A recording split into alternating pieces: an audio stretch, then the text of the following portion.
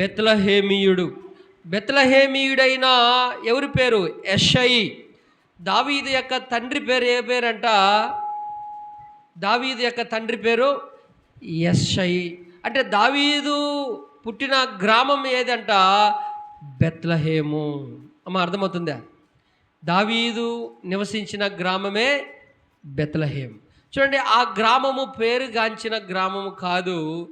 అది చాలా విలువకు ఆ యొక్క విలువ అంటే ఇప్పుడు పట్టణమునకు ఒక పల్లెటూరుకి ఎంత తేడా ఉంటుందో, పల్లెటూరులో ఏముంటుంది? ఏమీ కూడా దొరకదు. ఆ దినాల్లో ఇంకెంత పరిస్థితి ఉండేదో చూడండి. ఆ టైంలోనే చూడండి, దేవుడు ప్రవక్తల ద్వారా రాయించిన మాట మీకా గ్రంథానికి మనం కానీ వస్తే, మీకా గ్రంథం రండి ఒకసారి. మీకా గ్రంథం 5వ అధ్యాయం చూడండి. ప్రవక్తల ద్వారా చెప్పబడిన మాట అక్కడ మనము చూద్దాం. యేసు ప్రభు బెత్లహేములో జన్మిస్తాడు. మీకా గ్రంథము 5వ అధ్యాయం 2వ వచనం. బెత్లహేం ఎఫతా యూదావారి కుటుంబములో స్వల్ప గ్రామమైనను నా కొరకు ఇశ్రాయేలీలను ఏలబోవాడు నీలో నుండి వచ్చును. హల్లెలూయా చెప్పండి గట్టిగా. చూడండి, నువ్వు స్వల్ప గ్రామమైనను సరే, స్వల్ప గ్రామమైనను సరే, ఇశ్రాయేలును ఏలబోయే రాజు ఇక్కడి నుండే వస్తాడు. అంటే ఆ యొక్క గ్రామానికి అంత విలువ లేని గ్రామం, ఆ గ్రామానికి అంత పేరు లేని గ్రామము. అయితే దేవుడు ప్రవక్తల ద్వారా పలికించిన మాట నెరవేరిన తర్వాత, యేసు ప్రభు ఈ లోకానికి వచ్చిన తర్వాత ఆ గ్రామానికి ఎంతో విలువ. హల్లెలూయా. ఆ గ్రామమునకు ఎంతో పేరు ప్రఖ్యాతి. ఈనాడు టూరిజం, ఈనాడు ఇజ్రాయెల్ దేశం యెరూషలేము తర్వాత యేసు పుట్టిన స్థలం ఇప్పుడు అందరూ సందర్శించడానికి ఎంత ఇష్టపడుతున్నారంటే, ఎందుకంటే లోక రక్షకుడు ఆ గ్రామంలో నుంచి పుట్టాడని ఎంత విలువ ఆ గ్రామానికి వచ్చిందంటే, అంత విశేషమైన పేరు ఆ గ్రామానికి వచ్చింది. ఏ పేరంట? గ్రామం పేరు బెత్లహేం. బెత్లహేం. కాబట్టి ఆ యొక్క గ్రామానికి అంత విలువ వచ్చింది. ఈనాడు నేను చెప్పవలసిన మాట ఏందో తెలుసా? యేసు ప్రభు ఆ గ్రామంలో జన్మించిన తర్వాత ఆ గ్రామానికి అంత పేరు వచ్చింది. అది ఆ గ్రామానికి మాత్రమే కాదు, యేసు ప్రభు శుభవార్తను తెచ్చింది, సర్వలోక మానవాళికి శుభవార్తను తెచ్చాడు. ఈనాడు యేసును చేర్చుకున్న వారికి ఎంత విలువ ఉందో అది మీ ముందు పెట్టాలని ఆలోచన చేసి మీ ముందు పెడుతున్నాను.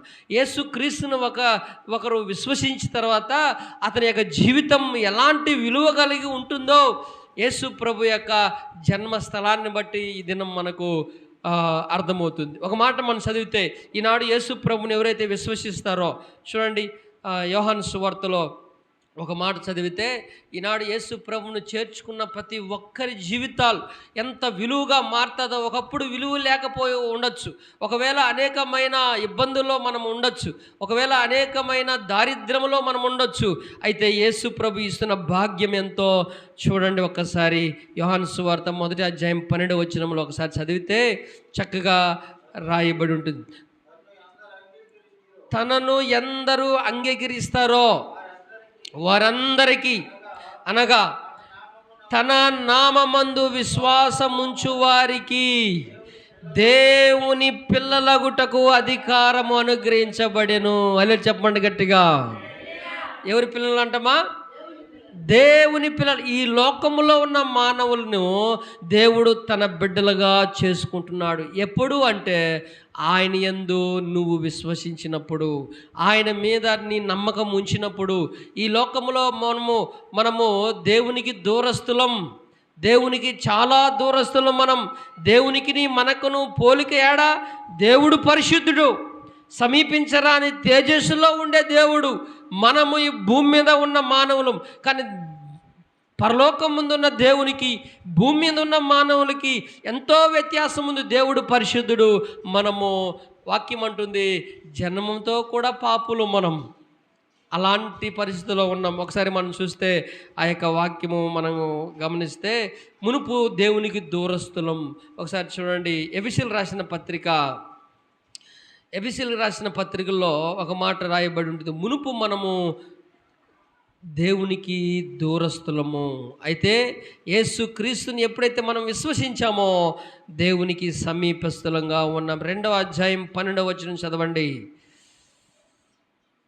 ఎఫెసీయులకు రాసిన పత్రిక 2వ అధ్యాయం 12. ఆ కాలమందు ఇశ్రాయేలుతో సహపౌరులు కాక పరదేశులను, వాగ్దాన నిబంధనలు లేని పరజనులను, నిరీక్షణ లేని వారును, లోకమందు దేవుడు లేని వారునయుండి క్రీస్తుకు దూరస్తులై ఉంటిరని మీరు జ్ఞాపకము చేసుకోండి.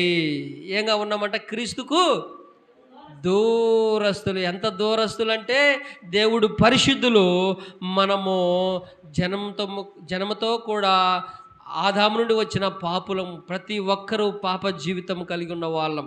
అయితే చూడండి, క్రీస్తుకు దూరస్తులం ఉన్నాయి. 13వ వచనంలో, అయినను మునుపు దూరస్తులై ఉన్న మీరు ఇప్పుడు క్రీస్తు యేసునందు క్రీస్తు రక్తము వలన సమీపస్తులై ఉన్నాము. హల్లెలూయా. మునుపు దూరస్తులం. దేవునికి మనకును చాలా వ్యత్యాసం. అయితే దేవుడు తన కుమారుని లోకానికి పంపించిన, మానవుడిగా ఈ లోకానికి వచ్చిన యేసునందు ఎవరైతే విశ్వసిస్తారో వారు దేవునికి ప్రియమైన బిడ్డలుగా మారుతున్నారు. హల్లెలూయా. ప్రియమైన బిడ్డలు, దేవుని కుమారులు, దేవుని కుమార్తెలము, క్రీస్తునందు విశ్వాసము ద్వారా భాగ్యవంతులు. ఇంకా వాక్యం చెప్తుంది, యాకోబు రాసిన పత్రిక రండి, చాలా విలువైన మాట. ఈనాడు యేసును అంగీకరించిన మనకు దేవుడు ఎంత విలువనిచ్చాడో చూడండి ఒకసారి. యాకోబు రాసిన పత్రిక 2వ అధ్యాయంలో చాలా చక్కని మాట రాస్తాడు. 2వ అధ్యాయము మొదటి నుంచి ఒకసారి చదవండి. నా సహోదరులారా,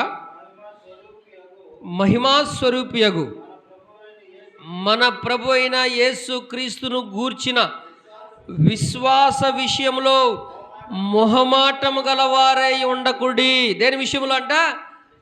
విశ్వాస విషయంలో. అంటే విశ్వాసం ఎంత ప్రాముఖ్యమో, కేవలం విశ్వాసము వలననే నువ్వు దేవునికి బిడ్డవయ్యావు అన్న సంగతిని గుర్తుపెట్టుకో. ఏలైనగా బంగారు ఉంగరమును పెట్టుకొని ప్రశస్త వస్త్రములు ధరించుకొనిన ఒకడు మీ సమాజ మందిరంలోనికి వచ్చినప్పుడు మురికి బట్టలు కట్టుకొనిన దరిద్రుడును లోపలికి వచ్చిన ఎడల మీరు ప్రశస్త వస్త్రములు ధరించుకొనిన వారిని చూచి సన్మానించి నీవిక్కడ మంచి స్థలమందు కూర్చుండమని చెప్పి ఆ దరిద్రునితో నీవిక్కడ నిలువుము, లేక ఇక్కడ నా పాదమునకు దిగువ కూర్చుండుమని చెప్పిన ఎడల మీ మనసులో భేదములు పెట్టుకొని మీరు దురాలోచనతో విమర్శన చేయువారగుదురు కారా. వివరిస్తున్నాడు. అంటే ఒక ధనవంతుడికి ఒక దరిద్రుడికి అర్థమవుతుందా? ఒక ధనవంతుడికి ఒక దరిద్రునికి. మన గ్రామంలో లేకపోతే మన కుటుంబంలో ఎవరైనా మంచి 5 వేలుకి 5 ఉంగరాలు పెట్టుకొని వచ్చాడు అనుకోండి, ఎట్లా చూస్తామమ్మా? ఒక విలువైన వారుగా చూస్తాం.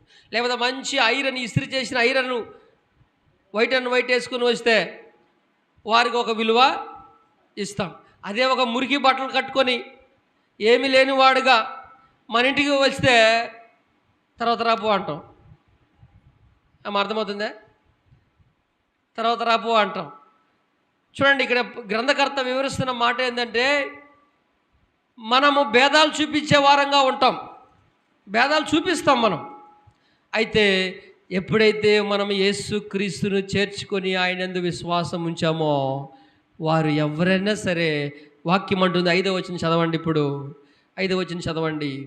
నా ప్రియ సహోదరులారా ఆలకించుడి, ఈ లోక విషయములో దరిద్రులైన వారిని విశ్వాసమందు, దేని యందు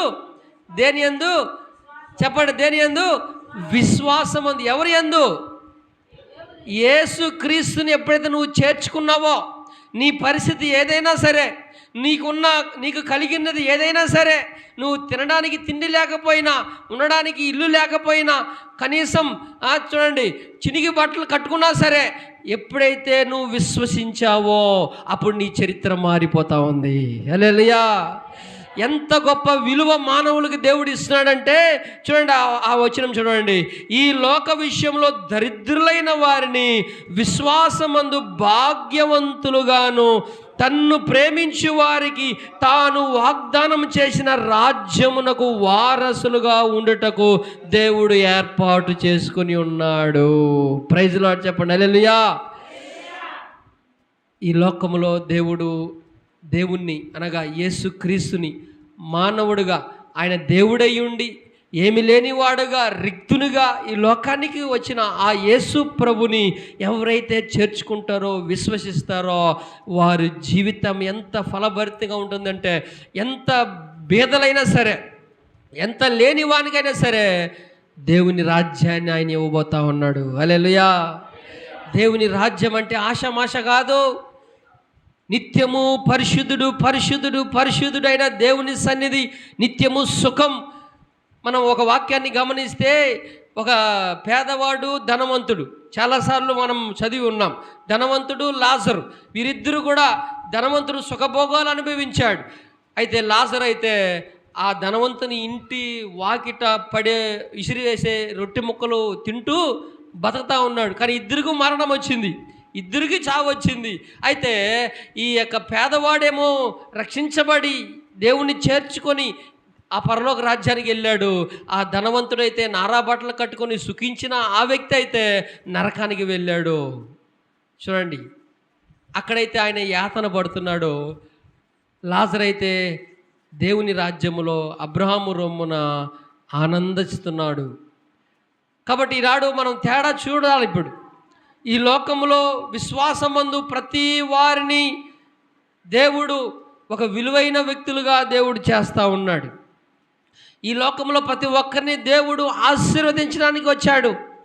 ఆ బెత్లెహేము ఒకనాడు పేరుగాంచింది కాదు. అది వాక్యమే అంటుంది, నువ్వు యూదా ప్రధానుల్లో ఎంత మాత్రం నువ్వు తీసేయడానికి వీల్లేదు. ఒకవేళ మనుషులు తీసేయవచ్చు నీవు పల్లెటూరు గ్రామం అని. ఒకవేళ మనుషులు దానికి విలువ లేకుండా చేసి ఉండొచ్చేమో, ఆ పట్టణానికి, ఆ గ్రామానికి ఏ విలువ లేదు అని ఆ యొక్క అనేక మాటలు అని ఉండొచ్చేమో. అయితే నీలో నుండే రక్షకుడు వస్తాడు. హల్లెలూయా. ఆయన పుట్టినాక ఆ గ్రామం చరిత్ర మారిపోయింది. ఆ గ్రామానికి ఎంతో విలువైన పేరు వచ్చింది. అది అంత మాత్రమే కాదు, ఇప్పుడు ఆయన ఎక్కడ పుట్టాలని ఆశిస్తున్నాడంటే, ఎక్కడ ఉండాలని ఆశిస్తున్నాడంటే, ఆయన ఆలయం ఎక్కడ అంటే నీ హృదయము నా హృదయమే. హల్లెలూయా.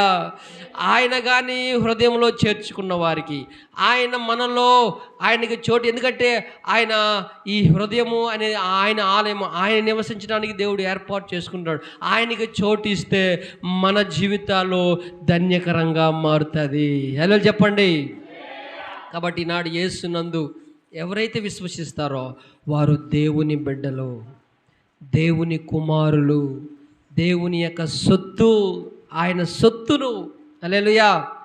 చక్కని మాట కొరింథీయులు రాసిన ఒక మాట చదివితే మనం చక్కగా రాయబడి ఉంటుంది. కొరింథీయులు రాసిన మొదటి పత్రిక 3వ అధ్యాయం. కొరింథీయులు రాసిన మొదటి పత్రిక